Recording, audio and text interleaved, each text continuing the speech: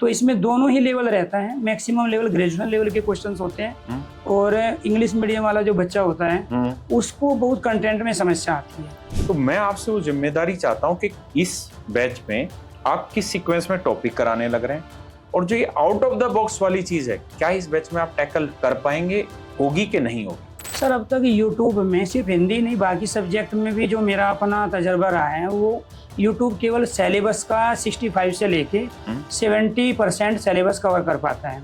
अक्सर क्या है कि बच्चे को आता आता सवाल गलत कर देता है। तो हिंदी सब्जेक्ट के मामले में कौन से ऐसे हिस्से हैं जहाँ पे बच्चा सबसे ज्यादा गलती करता है? तो उसके लिए मैं सलाह देना चाहूंगा सभी स्टूडेंट को कि आप हिंदी साहित्य को केवल 15 पेज में समेट के अपना कंटेंट तैयार कर सकते हैं। मैक्सिमम टाइम हमेशा ऐसा देखा गया कि बच्चों का सिलेक्शन इसलिए भी नहीं हो पाता क्योंकि उनको ये 3 सवाल पता ही नहीं है कि लहरों पे रहा, गहरे मैंने उतर कर देखा, किश्ती के मुसाफिर ने समुंदर नहीं देखा, रीति में, रिवाजों में, पुराणों में देखा, बाहर तो बहुत देखा पर अपने अंदर उतर कर नहीं देखा।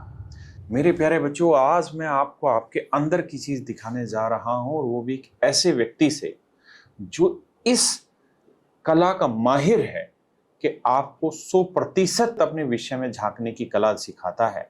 मेरे प्यारे बच्चों, आप सभी का स्वागत है। मैं राकेश यादव अरुण सर का स्वागत करता हूं, जो कि हिंदी के जाने माने अध्यापक हैं, और उत्तर प्रदेश दरोगा में पढ़ने वाला हर बच्चा इनकी एक एक बात को अपनी टिप्स पर रखता है और 100% नंबर लाता है हिंदी जैसे विषय में।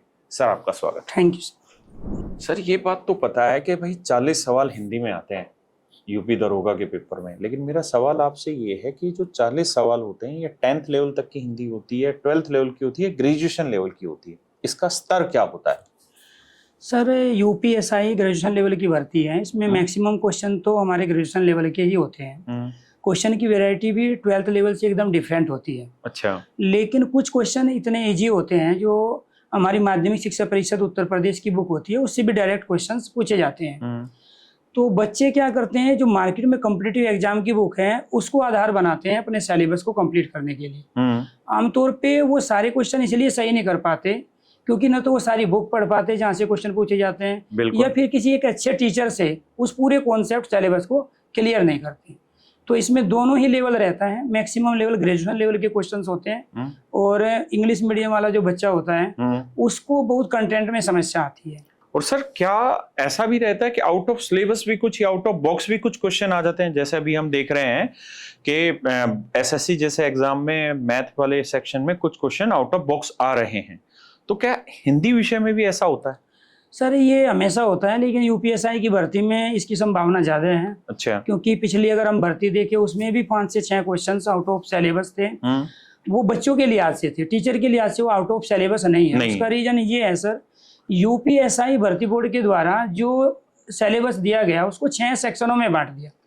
अब उन 6 सेक्शनों में एक सेक्शन है हिंदी व्याकरण के, तो टॉपिक उन्होंने डिसाइड कर लिए कि हम इस टॉपिक से क्वेश्चन पूछेंगे। लेकिन बाकी जो 5 सेक्शन बचे हैं उसमें बच्चों को पता ही नहीं है उसके अंदर कौन से टॉपिक है, कौन से सब टॉपिक है, कहाँ से किस तरह की क्वेश्चन की वैरायटी पूछी जाएगी। तो वो एक बड़ी समस्या है बच्चों को, सिलेबस की क्लियरिटी उस लेवल पे नहीं। तो सर, आप इस यूपीएसआई वाले बैच में मुझे ये बताएं कि ये आप कौन कौन सी चीज किस किस सीक्वेंस में पढ़ाने लग रहे हैं कि भाई पहले ये टॉपिक और इस तरह से, और क्या आप इस बात की जिम्मेदारी ले पाएंगे या ले रहे हैं? क्योंकि मैं 2021 के रिजल्ट देख रहा था, बेसिकली बच्चों ने ग्रुप बनाए हुए हैं और इतने सारे ग्रुप बने हुए हैं। एक ग्रुप तो सारे ट्रेनिंग वाले बच्चों का, तो उसमें उन बच्चों ने, जो हमारे सिलेक्टेड बच्चे थे, उन्होंने सर्वे किया कि अरुण सर से हिंदी कितने बच्चों ने पढ़ी हुई है कैरियर ऐप से। तो आप विश्वास नहीं मानेंगे कि 1 से 2 ही बच्चा होगा जिसने मना किया, अदरवाइज लगभग 100% बच्चा आपसे पढ़ रहा था हिंदी। और हिंदी एक स्कोरिंग सब्जेक्ट भी है, ऐसा हम मान के चल रहे हैं कि हिंदी एक ऐसा सब्जेक्ट है जिसमें 40 में 40 सवाल ठीक होते हैं। और जिन बच्चों ने इंटरव्यू दिया मेरे साथ भी, जो आप लोगों के पढ़ाए हुए स्टूडेंट, उन्होंने कहा भी कि हिंदी में सर से बेस्ट कुछ नहीं है और 40 के 40 सवाल हमने ठीक किए। तो मैं आपसे वो जिम्मेदारी चाहता हूं कि इस बैच में आप किस सीक्वेंस में टॉपिक कराने लग रहे हैं, और जो ये आउट ऑफ द बॉक्स वाली चीज है, क्या इस बैच में आप टैकल कर पाएंगे, होगी कि नहीं होगी? सर, ये तो मुझे इतना तजर्बा अनुभव हो गया है पढ़ाते हुए, और हर एग्जाम के लिहाज से मैं अपने आप को अपडेट भी रखता हूँ। तो ये तो श्योरिटी है कि मेरा पढ़ा हुआ पेपर में अब की बार फिर आएगा, अनेक भर्तियों में आया। जो हमारा अभी यूपीएसआई 2025 का नया जो बैच है, जिसमें हमने 18 तारीख से लाइव क्लास स्टार्ट की है, तो एक बड़ी टीम उसमें काम कर रही है और हिंदी में मैं मेहनत कर रहा हूँ। तो मैंने क्या किया, पूरे यूपीएसआई के जो 6 अलग अलग सेक्शन दिए हैं सिलेबस के हिंदी के, उनको ग्रुप वाइज मैंने 10 ग्रुप में डिवाइड कर लिया है। जैसे पहला जो ग्रुप बना है उसके अंतर्गत तो मैंने व्याकरण रखा है, क्योंकि व्याकरण का रोल 50% है। 40 क्वेश्चन में से 20 क्वेश्चन व्याकरण के आने, हिंदी व्याकरण के। उसमें पहला ग्रुप मैंने बनाया कि उसमें पहले वर्णमाला रखी, उसके बाद संधि है, फिर उपसर्ग, फिर प्रत्यय, फिर वर्तनी। उसका रीजन ये है सर, और पहले आप इसी को पढ़ाएंगे? पहले मैं इसी को पढ़ा रहा हूँ। ठीक है। जो 18 तारीख से क्लास चल रही है उसमें मैंने वर्णमाला से शुरू किया है। अब जैसे वर्णमाला हमने टॉपिक ले लिया, अब उसमें वर्णमाला के अंदर भी 5 सेक्शन है जो आज तक किसी किताब में ही नहीं है, जहाँ से क्वेश्चन यूपीएसआई में पूछे जाते हैं। जैसे वर्णमाला का एक सेक्शन है वर्णों का भेद, दूसरा वर्णों का उच्चारण स्थान, तीसरा वर्ण विन्यास, वर्ण विच्छेद, चौथा है हिंदी शब्दकोश में शब्दों का स्थान, और 5वां है वर्णों का वर्गीकरण। आज तक कोई किताब मार्केट में ऐसी नहीं है जिसमें ये 5 वर्णमाला के सेक्शन हो। आज तक कोई भी टीचर ऐसा नहीं है जिसने वर्णमाला के ये 5 सेक्शन कराए हो। वो क्या करता है, 5 सेक्शन में 2-3 कराता है। तो इसका मतलब वर्णमाला से बनने वाली हर तरह की क्वेश्चंस की वैरायटी को हम पहले ही कंप्लीट नहीं कर रहे हैं। बिल्कुल। तो मैं इसलिए दावे के साथ कहता हूं कि 40 के 40 क्वेश्चन आपके सही इसलिए होंगे क्योंकि हर तरह की क्वेश्चंस की वैरायटी, एक टॉपिक के अंदर जितने सब टॉपिक होते हैं उन सब को लेके मैं चलता हूं। अब सर अगर हमें संधि कंप्लीट करनी है, बिना वर्णमाला के नहीं सीख पाएंगे, उपसर्ग प्रत्यय बिना संधि के नहीं सीख पाएंगे। तो यानी कि अगर हमें वर्तनी तक पहुंचना है, जो कि 5वां टॉपिक है इस पहले ग्रुप में, तो हमें ऊपर के 4 टॉपिक का कॉन्सेप्ट क्लियर करना पड़ेगा, तब जाके वर्तनी वाला जो 1 से 2 क्वेश्चन आते हैं वो सही कर पाएंगे। ओके। बच्चे गलती क्या कर रहे हैं, वो सीक्वेंस फॉलो नहीं कर रहे हैं। बिल्कुल। और इसके बाद ग्रुप बी में कौन से टॉपिक है? ग्रुप बी के अंतर्गत फिर इन पर डिपेंड रहने वाले जो दूसरे टॉपिक है, मैंने पहले वर्ण के बारे में बता दिया, टोटल 5 टॉपिक ले लिए वर्ण से संबंधित, जहां मात्राओं का ज्ञान, वर्णों का ज्ञान। फिर मैंने शब्द को लिया है ग्रुप बी में, फिर शब्द के बाद पद पे गया हूं, फिर वाक्य लिया, फिर वाक्य से बनने वाले दूसरे टॉपिक लिए।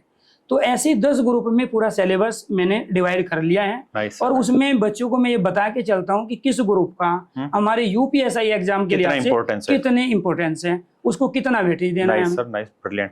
और बच्चों अभी स्क्रीन पे जो आपको ये आ रहे हैं, ये सारे के सारा वो कंटेंट है जिस सीक्वेंस में आपको पढ़ाया जाएगा, तो आप इस सीक्वेंस के थ्रू भी समझ सकते हैं। सर एक बच्चे ने मुझसे पूछा, और ये एक नहीं बहुत सारे बच्चों के मन में रहता है कि भाई इस यूपीएसआई बैच की फीस तो 999 रुपए है, यूट्यूब पे भी तो सारा कंटेंट ऑलरेडी अवेलेबल है, हिंदी में आपने भी कुछ कंटेंट डाला है, बहुत सारे टीचर्स हैं यूट्यूब पे जिन्होंने डाला हुआ है। तो बच्चों का ये कहना होता है और बच्चे समझते हैं, और मैं भी इस बात को जानता हूँ कि 999 रुपए एक बड़ी अमाउंट हो जाती है बच्चों के लिए, और हमारे लिए वो मिनिमम अमाउंट हम रख पाए क्योंकि इतने सारे टीचर्स उसमें अरेंज किए। तो बच्चों का कहना है कि सर क्या यूट्यूब से पढ़ के भी सिलेक्शन लिया जा सकता है या बैच लेना ही जरूरी है? सर अब तक यूट्यूब में सिर्फ हिंदी नहीं, बाकी सब्जेक्ट में भी जो मेरा अपना तजर्बा रहा है, वो यूट्यूब केवल सिलेबस का 65 से लेके 70% सिलेबस कवर कर पाता है। अब मान के चलो हमने 70% सिलेबस यूट्यूब पे टीचरों ने अपना कंप्लीट किया। अब उस 70% में से 10% बच्चा जब पेपर में बैठ रहा है गलत भी कर रहे हैं। बिल्कुल। अगर यूट्यूब से पढ़ के हम जा रहे हैं तो पेपर का लगभग 60 से 65% हम कर पा रहे हैं। और ये बात भी सही है कि यूट्यूब आपको ये डिफाइन भी नहीं करता कि इस टीचर को कितना एक्सपीरियंस है, इसको कितना है, क्योंकि इसमें तो नए नए लोग भी पढ़ा रहे हैं जी। कुछ ऐसे भी बच्चे हैं जो अभी तैयारी भी कर रहे हैं और साथ साथ पढ़ा भी दे रहे हैं, तो बहुत बार वो गलत भी पढ़ा दे रहे हैं। ये अभी मैं आपको बताता हूँ, यूपी कांस्टेबल का पेपर हुआ और एक बहुत बड़ी कंट्रोवर्सी हुई कि एक टीचर थे मैथ के, और उन्होंने क्या किया, HCF LCM का क्वेश्चन ही गलत बता दिया, और तुक्के की बात ये थी कि वही सवाल पेपर में आ गया। और सर जो भी बच्चे उनसे पढ़े वो सारे के सारे बच्चों ने गलत आंसर टिक कर दिया। ऐसे ही सर इसमें क्या है, यूट्यूब पे जो ज्यादातर कंटेंट आ रहा है, मैं ये नहीं कह रहा कि अकेला मैं ही टीचर अच्छा हूँ, बाकी टीचर भी है, लेकिन हमारे कंटेंट और बाकी टीचरों में ये अंतर आता है कि बाकी टीचर किताब के अंदर जो चीजें दी गई है उसको यूट्यूब पे ला रहे हैं, और किताब के प्रत्येक किताब के पहले पेज पे लिखा हुआ है किसी भी त्रुटि के लिए प्रकाशक, विक्रेता, लेखक जिम्मेदार नहीं होगा। तो मतलब किताब तो खुद ही अपने आप को कह रही कि भाई मैं श्योर नहीं हूँ कि सारी चीजें सही है, और यूट्यूब पे जो कंटेंट है वो अगर हम यूट्यूब पे लेके उसको वेरीफाई नहीं करेंगे और सही तरीके से उसका सॉल्यूशन नहीं देंगे तो बच्चा इसका शिकार जरूर बनेगा। बिल्कुल। दूसरी बड़ी समस्या क्या है यूट्यूब से सर, अगर मैं पेड कोर्स में पढ़ाता हूँ तो 60 घंटे में मैं अपना सिलेबस कंप्लीट कर पा रहा हूँ। लेकिन अगर यूट्यूब पे मैं वही लेक्चर कम से कम 150 घंटे में जाके कंप्लीट करता हूँ। अगर मैं 60 घंटे रेगुलर क्लास अटेंड करता हूँ, वहाँ सीक्वेंस भी है और वहाँ बच्चों का कॉन्सेप्ट क्लियर हो रहा है, क्वेश्चन की हर तरह की वेराइटी और हर प्रकृति के क्वेश्चंस को बच्चा करके आगे बढ़ रहा है। उसको लाइफ में दोबारा से सर कोई भी रिवीजन की आवश्यकता नहीं पड़ेगी, मॉक टेस्ट की आवश्यकता नहीं पड़ेगी, क्योंकि वहाँ हम सीक्वेंस में चल रहे हैं।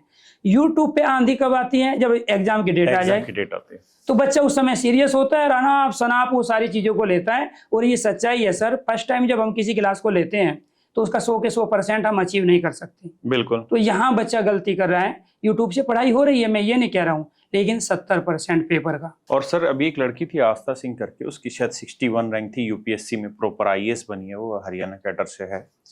उसने एक बड़ा अच्छा जवाब दिया, मैं वो जवाब आप लोगों को, आप बच्चों को बताना चाहता हूँ। उसने एक जवाब दिया कि सर यूट्यूब पे इतनी ओवर इंफॉर्मेशन है जिसकी सच मायने में आपको जरूरत ही नहीं है। आपको पेपर में आना इतना है, आप पढ़ रहे हैं इतना, उसकी जरूरत ही नहीं है। बहुत बार क्या मैक्सिमम टाइम हमेशा ऐसा देखा गया कि बच्चों का सिलेक्शन इसलिए भी नहीं हो पाता क्योंकि उनको ये 3 सवाल पता ही नहीं है कि क्या पढ़ना है, कहां से पढ़ना और कौन सी चीज नहीं पढ़नी।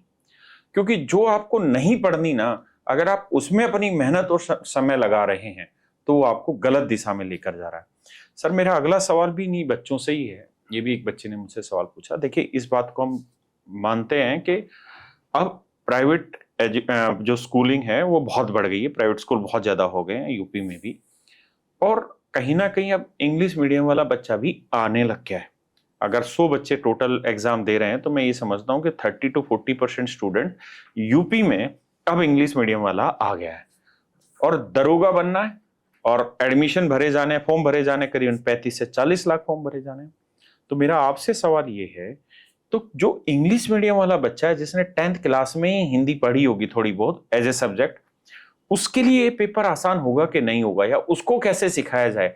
क्योंकि आपने पिछले जवाब में कहा कि इसका क्वेश्चंस का लेवल अच्छा भी होता है, तो उस बच्चे के लिए आप क्या कहेंगे? सर ज़्यादातर जो इंग्लिश मीडियम वाले बच्चों को हम पढ़ा रहे हैं, पढ़ाते समय उनके जो कमेंट हमने देखे हैं उसमें सबसे ज़्यादा प्रॉब्लम बच्चों को जो हिंदी शब्दावली एक टॉपिक है जिसमें विलोम शब्द, पर्यायवाची, एकार्थी, अनेकार्थी, श्रुति शब्द, भिन्नार्थक शब्द, वाक्यांश के लिए शब्द, इन टॉपिक में दिक्कत आती है। क्योंकि वो इंग्लिश की जो वोकेबुलरी है उसको तो मजबूत कर रखा है उसने, लेकिन हिंदी वाली में उसको बड़ी समस्या है। क्योंकि हिंदी वो बोल तो रहा है लेकिन ये कॉम्पिटिटिव एग्जाम की हिंदी एकदम डिफरेंट है। यहाँ के क्वेश्चंस का लेवल भी ग्रेजुएशन लेवल का है, तो उसको शब्दों का मीनिंग ही नहीं पता। बिल्कुल। तो उसको सबसे ज्यादा प्रॉब्लम एक तो अनुच्छेद में आती है, दूसरी हिंदी शब्दावली में आती है। हिंदी साहित्य में उसका इंटरेस्ट ही नहीं है उस बच्चे का। हिंदी साहित्य का जो रोल है 4 से 5 क्वेश्चन का, वो क्वेश्चन ज्यादातर इंग्लिश मीडियम वाला बच्चा गलत करता है। प्लस पॉइंट इंग्लिश मीडियम वाले के पास ये है कि एक क्वेश्चन आता है जो कि आउट ऑफ सिलेबस है और यूपीएसआई में हर बार पूछा जाता है। भर्ती बोर्ड का जो सिलेबस हिंदी का है उसमें उसको मेंशन नहीं किया गया, लेकिन क्वेश्चन पूछा जाता है। वो क्वेश्चन है कि पर्टिकुलर कोई शब्द देगा वो, जैसे उसने दे दिया एफिडेविट, उसका हिंदी पूछ लेगा। हिंदी में दे दिया विज्ञापन, उसका इंग्लिश पूछ लेगा। अच्छा। तो एक क्वेश्चन हमेशा आता है। उसका रीजन क्या ना कि हमारे जो जॉब है यूपीएसआई की, वो उस तरह से है कि उसमें प्रशासनिक शब्दावली का अपना रोल होता है और बिना प्रशासनिक शब्दावली के बच्चा जो है उसको सही नहीं कर पाएगा। तो ये मतलब हम मान के चलें कि वो बच्चा कवर कर लेगा इन 40 सवालों को। इंग्लिश मीडियम का तो हिंदी से इतना डरने की जरूरत नहीं है इसमें। सर जैसे मैं अगर अपने बैच की बात करूं, यूट्यूब पे तो अलग मेरी भूमिका होती है, और क्योंकि यूट्यूब पे मैं ज्यादा एक्टिव रहता भी नहीं हूँ पेपर के दौरान। बच्चों के कहने पे या अपने जो पेड कोर्स में बच्चे होते हैं, इनका कोर्स कंप्लीट हो जाता है तो वो कहीं ना कहीं किताबों से प्रैक्टिस करने लगते हैं या फिर कहीं ऐसी जगह चले जाते हैं जहाँ उनको मजा नहीं आता है, तो उनके कहने से मुझे यूट्यूब पे आना पड़ता है प्रैक्टिस कराने के लिए। और मैं पेपर के दौरान ही हर भर्ती को टारगेट करता हूं और उसी समय मेहनत करके मैं बच्चों की अच्छी खासी प्रैक्टिस करा के उनके स्कोर को बढ़ा लेता हूं। अब यहाँ समस्या इस बात की ये आती है कि जो पेड कोर्स में बच्चा नहीं डायरेक्ट यूट्यूब पे जा रहा है, तो वो केवल रट्टा मार रहा है हिंदी के मामले में। इंग्लिश मीडियम वाला बच्चा वो केवल रट्टा मार रहा है, और रट्टे से 40 में 40 ठीक नहीं होंगे। नहीं, वो एवरेज परफॉर्मेंस करेगा 27-30 है, और 27-30 परफॉर्मेंस करेगा वो, तो वहां मेरिट में आएगा नहीं। क्योंकि ये सच्चाई है, मैं बार बार अपने लेक्चरों में भी बोलता हूँ कि हिंदी के दम पे सिलेक्शन का मतलब है कि अगर हमारा स्कोर 35+ है तो हम इसमें हिंदी में 2 फायदा उठाते हैं। एक तो 12 से 15 मिनट में 40 क्वेश्चन को हम कर पाते हैं अगर हमने अच्छे से टाइम मैनेजमेंट कर जाते हैं। टाइमिंग मैनेजमेंट, क्योंकि जो हमने 15 मिनट 20 मिनट बचाई है, अगर हम मैथ रीजनिंग को दे देते हैं तो उसके क्वेश्चन सही होने लगते हैं, क्योंकि वो टाइम का खेल है। अगर आप हड़बड़ी में करोगे तो मैथ रीजनिंग गलत करोगे, टाइम दे रहे हो तो वो चीजें सही जाएगी। बिल्कुल। तो यहाँ इंग्लिश मीडियम वाले बच्चा और बाकी जो नया बच्चा पहली बार जो अपियर हो रहा है, वो जब बहुत ज्यादा डिटेल में सीक्वेंस में चीजों को नहीं पढ़ेगा, किताबों पे डिपेंड रहेगा, मॉक टेस्ट पे चला जाएगा। अभी हालत ये है बच्चे का सिलेबस पूरा नहीं और मॉक टेस्ट लगा रहा है, तो वहां उसका स्कोर बार बार वही है। जब इजी पेपर मिलेगा उसका 35 होगा, जब उस लेवल का पेपर मिलेगा यूपीएसआई का उसका स्कोर 25 भी नहीं पहुंचेगा, बच्चा डिमोटिवेट हो गया। और ये इंग्लिश मीडियम वाले बच्चों की कहानी है कि सर ये हिंदी साहित्य और हिंदी शब्दावली में डर बहुत लगता है। उस डर का मुझे लगता है शायद कारण भी यही होगा या कुछ और कारण है? सर रीजन ये है सबसे बड़ा हिंदी के अंदर, हिंदी शब्दावली और हिंदी साहित्य है कि बच्चे ज्यादातर जो क्लास अटेंड करते हैं वो हिंदी व्याकरण की करते हैं, उसमें स्कोर अच्छा हो जाता है। हिंदी साहित्य में अनाप शनाप कुछ भी पढ़ लेते हैं, उनको ये पता ही नहीं कि हिंदी साहित्य में केवल एक क्लियर लाइन लिखी है, प्रसिद्ध कवि लेखक उनकी रचनाएं।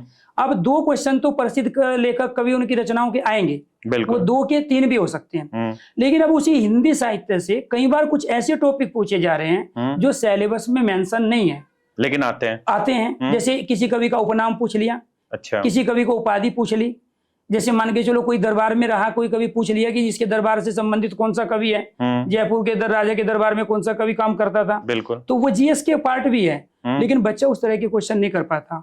हिंदी साहित्य का एक बड़ा क्वेश्चन है जो पंक्ति देगा किसी फेमस लेखक या कवि की, तो बच्चा नहीं कर पाता उसको। रीजन क्या है सर, किताबों पे बच्चा डिपेंड हो गया, और किताब बनी हुई है सभी कॉम्पिटिटिव एग्जाम की कॉमन, वो यूपीएसआई को टारगेट कर ही नहीं रही है।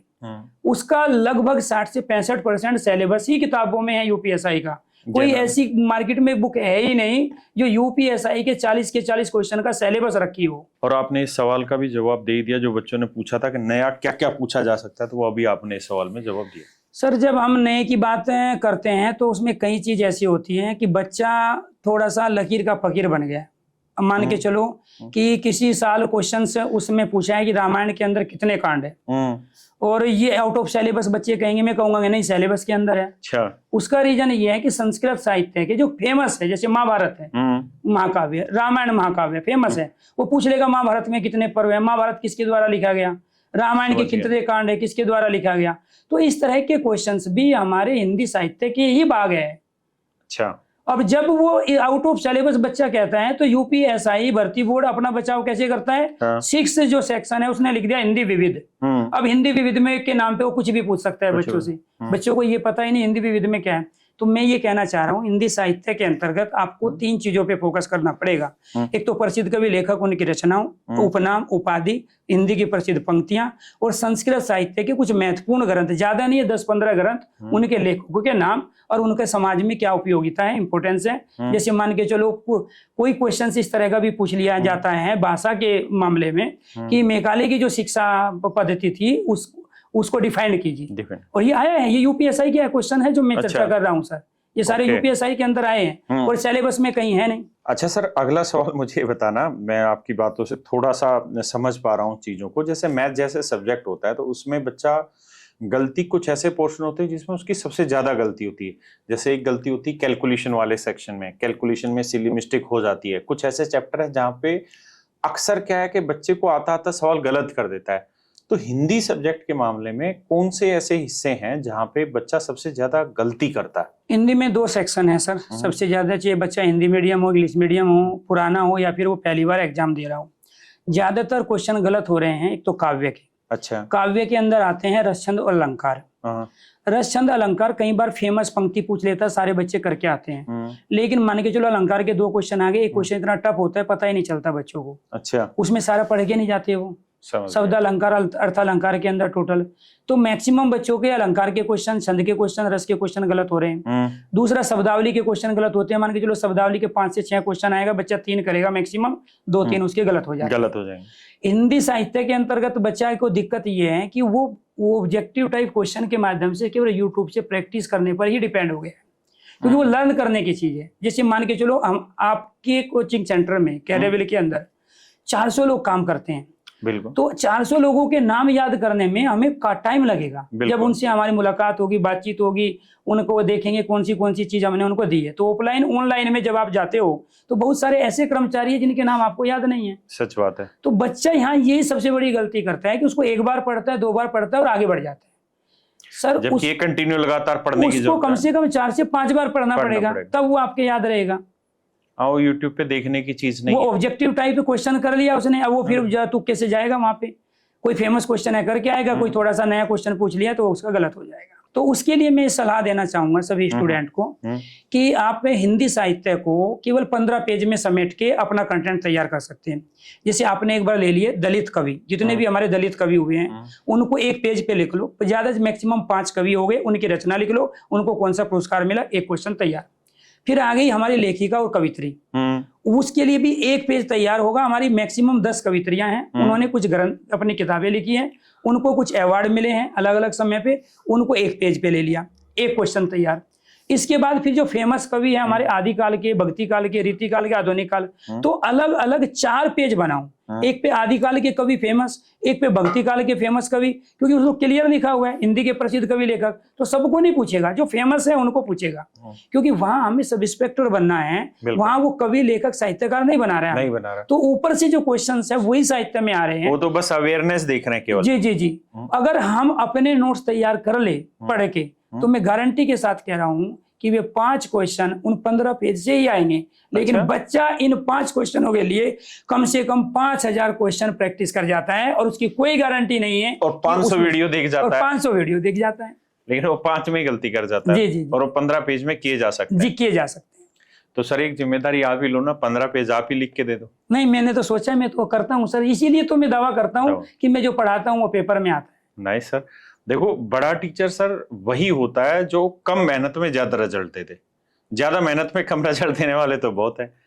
अच्छा सर, एक चीज जैसे आपने नोट्स की कही, तो मुझे एक चीज बताना कि जैसे प्रीवियस ईयर क्वेश्चन है, तो जो 2021 में क्वेश्चन आए, क्या वो अभी भी उनकी ऑथेंटिसिटी मेंटेन है कि 2025 में पीवाईक्यू आए, यानी जो पेपर में आए हुए सवाल है, 2017 के क्वेश्चन आए, तो पीवाईक्यू के मामले में मतलब बच्चे को ज्यादा फोकस पीवाईक्यू पे करना चाहिए, या अपनी जो क्लास में उसको पढ़ाया जा रहा है उस पर ज्यादा फोकस रखे, बुक्स पे? और साथ के साथ आप मुझे ये भी डिस्कस करके बताना कि जो ये टेस्ट सीरीज है इसका कितना बड़ा रोल होगा।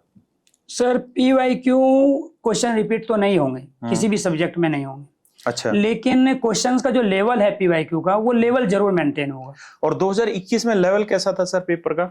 काफी अच्छा था सर, ना हम इजी कह सकते हैं ना जो है टफ कह सकते हैं। यूपीएसआई में हमेशा ही ऐसा हुआ है सर, अगर बच्चा सीरियस होकर तैयारी कर रहा है, अपने सिलेबस को कंप्लीट करके जा रहा है, यहाँ मुद्दा सबसे बड़ा यही है कि बच्चा सिलेबस नहीं कर रहा है, ना उसको कराया जा रहा है, ना वो किताबों में है, तो वो यूट्यूब के दबाव में पागल हो गया। हाँ, यूट्यूब पे रीजन क्या है ना सर, हर आदमी कब आ रहे हैं, जब शाम को सब कुछ काम करके फ्री हो गया, अब उसके बाद बच्चा भी अपना सब कुछ पूरा दिन पढ़ाई किया, अपना यूट्यूब पे बैठ गया। अब यूट्यूब पे क्वेश्चन प्रैक्टिस करके सर सिलेबस कंप्लीट नहीं हो सकता, ये चीज बच्चों को समझना पड़ेगा। और बच्चा ज्यादातर सेशन यूट्यूब पे ले रहा है, तो इसलिए एसआई की भर्ती ग्रेजुएशन लेवल की है, 4200 पे ग्रेड की भर्ती है, और पूरे इंडिया के अंदर ग्रेजुएशन लेवल की भर्ती को आप यूट्यूब से पढ़ के सिलेक्शन नहीं ले सकते। मदद मिल सकती है, 60 से 70% तैयारी कर सकते हो, प्रैक्टिस सेशन करके अपना टाइमिंग मैनेजमेंट कर सकते हो, क्वेश्चंस की वैरायटी को परख सकते हो, लेकिन उतने से सिलेक्शन नहीं होना ना, 60% से सिलेक्शन के लिए तो आपको 90% एंड अबव की मेहनत मारनी पड़ेगी और उसी रणनीति पे चलना पड़ेगा। अच्छा सर, मुझे बताना कि जैसे आपने बताया, इन्हीं चीजों को अगर मैं पॉइंट वाइज पूछूं कि सिलेक्शन के लिए एक बच्चे में ये क्वालिटी होनी चाहिए, और जिसका सिलेक्शन नहीं हो रहा वो इस वजह से नहीं हो रहा। देखो, इसमें सबसे बड़ी गलतियां बच्चे जो कर रहे हैं एसआई के भर्ती को देख के, एक तो बहुत ज्यादा मॉक टेस्ट बच्चा लगा रहा है। अभी बहुत ज्यादा मॉक टेस्ट लगाने का फायदा इतना अभी नहीं है, क्योंकि आपका ऑनलाइन एग्जाम नहीं है, आपका ऑफलाइन एग्जाम है। ठीक है, वो प्रैक्टिस आप ओएमआर शीट पे कीजिए। आप ऑनलाइन मॉक टेस्ट आप दे रहे हो, वो टाइमिंग मैनेजमेंट आप नहीं कर पाओगे, अलग अलग टाइमिंग में बच्चा का आंसर निकल के आ रहा है। दूसरा, जो टेस्ट सीरीज बच्चा ज्वाइन कर रहा है, उस टेस्ट सीरीज से ज्यादा अच्छा है कि वो टॉपिक वाइज चीजों को लेके चले।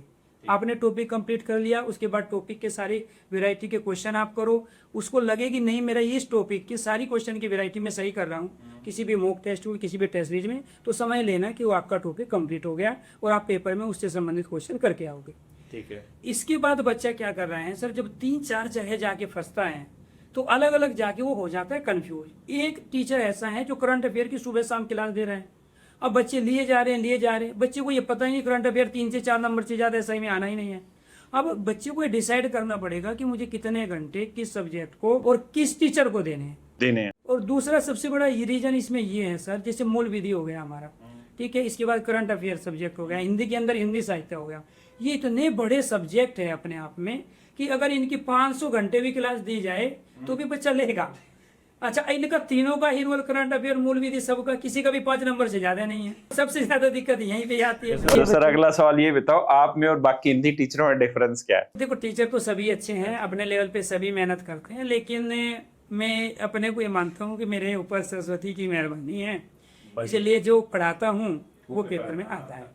तो मैं अपने को ना हुनरमंद मानता हूँ ना वो कलाकारी मेरे अंदर, लेकिन ये है कि सरस्वती की मेहरबानी है कि इत्तेफाक से वही चीज़ें मैं बच्चों के सामने रखता हूँ और वही सीक्वेंस में बना पाता हूँ बच्चों का कि जो पेपर में आए। मैंने अब तक ये देखे हैं, जिन टीचरों से मैंने भी पढ़ा और भी हैं सर, कोई भी 100% सिलेबस नहीं करा। उसका रीज़न ये है कि जब तक हम चिंता नहीं करेंगे अपने सब्जेक्ट में, अपने को अपडेट नहीं रखेंगे, प्रीवियस क्वेश्चन पेपर पे नज़र नहीं मारेंगे, केवल दूसरों की लिखी हुई किताबों पे डिपेंड हो जाएंगे, हम केवल सिलेबस का 80% ही बच्चे को दे पाएंगे। मैं उस चीज़ से बचा हुआ, मैं अपने बच्चे को 100% सिलेबस कराता हूँ, फिर उस तरह की प्रैक्टिस कराता हूँ कि एज इट इज उसको क्वेश्चंस मिल जाते हैं। दूसरी चीज़ ये है सर कि मैं कभी भी आज तक जो मेरा कंटेंट है, जो भी मैं ऑफलाइन या ऑनलाइन में पढ़ाता हूँ, वो आपको किसी भी टॉपिक को आप किसी भी किताब से मैच कर लेना, 25% भी आपको किताबों से नहीं मिलेगा। एकदम डिफरेंट मेरा कंटेंट है। बच्चों को खेल खेल में मजा आता है, उसमें हिंदी जैसा सब्जेक्ट तो अपने आप में बोरिंग है, खासकर इंग्लिश मीडियम और नए बच्चों के लिए, लेकिन उसके बावजूद भी मैं अपनी मैराथन क्लासों में बाकी में रिस्पॉन्स बच्चों को देखता हूँ या पेड कोर्स में अपने कमेंट देखता हूँ तो बच्चों को मजा आता है। तो मैं वहाँ पे बच्चों को 1 घंटा, 1.5 घंटे, 2 घंटे की जो मेरी क्लासें हैं ऐसे में बांध के रखता हूँ, तो उनको लगता है कि यार आज हमने बहुत कुछ सीख लिया। जब हम किताब की चीज़ पढ़ाएंगे ना सर, बच्चे ऑलरेडी वो पढ़ चुका है, अब वो नया कुछ दे नहीं पा रहे हैं, वो तो डिक्टेट कर हाँ हाँ बिल्कुल, वही चीज़ बच्चा देख चुका है, वो पढ़ चुका है। तो ये अंतर है मैं अपने में और बाकी टीचरों में देखता हूँ कि मेरे पास किताबों में पढ़ा हुआ वो पुराना कंटेंट नहीं है जो आज किसी काम का नहीं। और एक अनुभव आपका इतना शानदार है, जानदार है। सरकार से पास हुए टीचर हैं ये, वो टीचर है जिन्होंने खुद बहुत सारी नौकरियां ली और तब इस मुकाम पर पहुंचे, तो आसान नहीं होता। और मैं भी आपको यही कहना चाहूंगा कि आप सही चुने और एक बार जिसे भी चुने उस पर पूरा विश्वास के साथ जो वो कहता है फिर उसकी बात को फॉलो करिए, क्योंकि आपने एक रास्ता चुन लिया, फिर इफ एंड बट बंद करिए। सर का और मेरा दोनों का अनुभव लगभग सेम है। जिस महकमे में सर काम करते थे उसी जगह हम भी काम करके आए हैं, और जितने सालों से मैं पढ़ा रहा हूँ सर भी उतने सालों से पढ़ाने लग रहे हैं। सर मेरे में और आप में कॉमन क्या चीज़ है?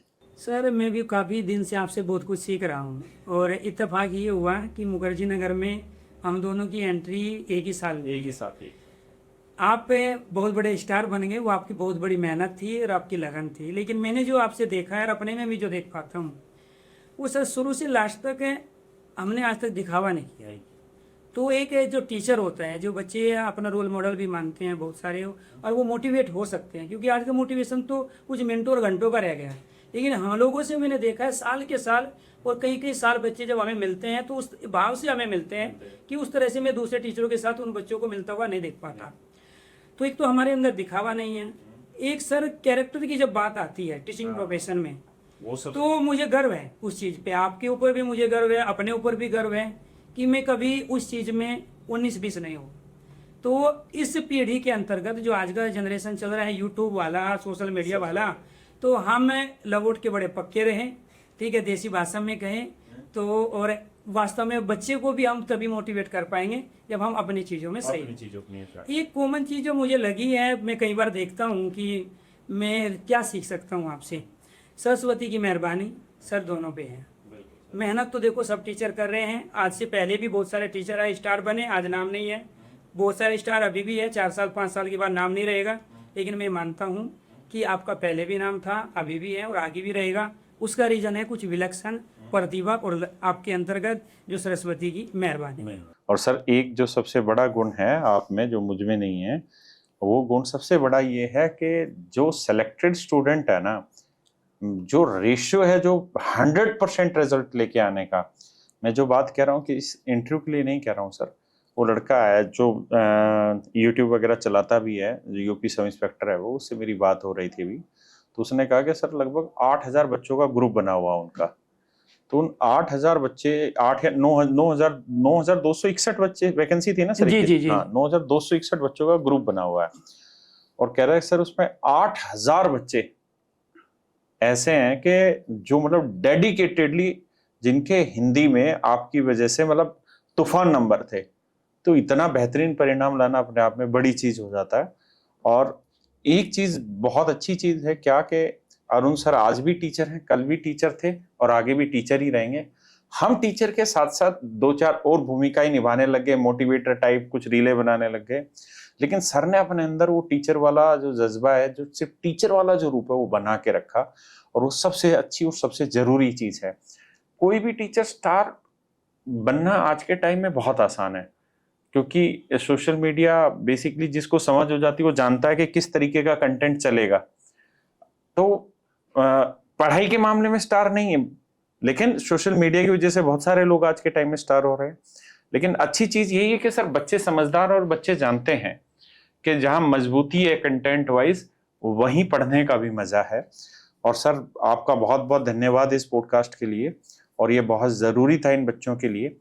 आखिरी में सर बस मैं एक सवाल आपसे पूछना चाहता हूं कि आपका आखिरी संदेश क्या है बच्चों के लिए, और अगर आप बच्चों को कुछ बताएं कि इन इन चीजों से बच के रहें तो वो भी मुझे बताएं। आखिरी संदेश यही है कि मैं अपने अंतर्मन से और अंतर्मन की आवाज़ सुन के प्रशासन से जो मेरी बात हुई है उस हिसाब से मैं कह सकता हूँ 4,543 वैकेंसी में कुछ न कुछ ये वैकेंसी और ऐड होगी बढ़े। तो इसीलिए अब ये मान के चलना लगभग 5,000 प्लस वैकेंसी ये 100% होगी जब फाइनल आपकी मेरिट लिस्ट तय होगी। इसके साथ आप कोई भी प्लान लेके मत चलो, आप एक ही प्लान रखो कि मुझे सब इंस्पेक्टर बनना है, अपने कंधों पे 2 स्टार लाने हैं और अपने गांव में अपने रिश्तेदारों को, माँ बाप के जो है सीने को, छाती को गर्वित महसूस कराना है। अगर हमारे पास जब बी प्लान होता है तो हम पहले अपने ए प्लान पे उतना फोकस नहीं कर पाते और हमारी एनर्जी डाइवर्ट हो जाती है। तो इसलिए आप अपनी आर पार की लड़ाई लड़ो। कोई ऐसा सिलेबस है ही नहीं जो पिछले सालों आपने ना पढ़ा हो। आपकी तैयारी है इसमें मैं मान के चलता हूँ 60%। आपको जो एफर्ट्स लगाना है वो केवल और केवल 15% का लगाना है। आपको कुछ नया नहीं सीखना है, वही सारी चीज़ आप पढ़ते आ रहे हो। बस सबसे ज़्यादा जरूरी ये चीज़ें हैं कि क्या नहीं पढ़ना है। जिस दिन आपने ये डिसाइड कर लिया कि यूपीएसआई सब इंस्पेक्टर के लिए मुझे ये चीज़ नहीं पढ़नी है, ये मेरे काम की नहीं है, और 3 टीचरों से आपको पढ़ना है, ये डिसीजन अगर आप ले गए तो आपके पास ये 4 महीने हैं, क्योंकि पेपर के होने की संभावना जनवरी फरवरी है, और 4 महीने में इतनी अच्छी तैयारी कर सकते हैं कि आप 5,000 वैकेंसी में फाइनली आप सिलेक्शन ले सकते हो। नमस्कार, धन्यवाद मेरे बच्चे। अगर आपके कुछ और सवाल हैं तो आप जरूर कमेंट में रखिए ताकि उन सवालों को हम आगे डिस्कस कर पाए। नमस्कार।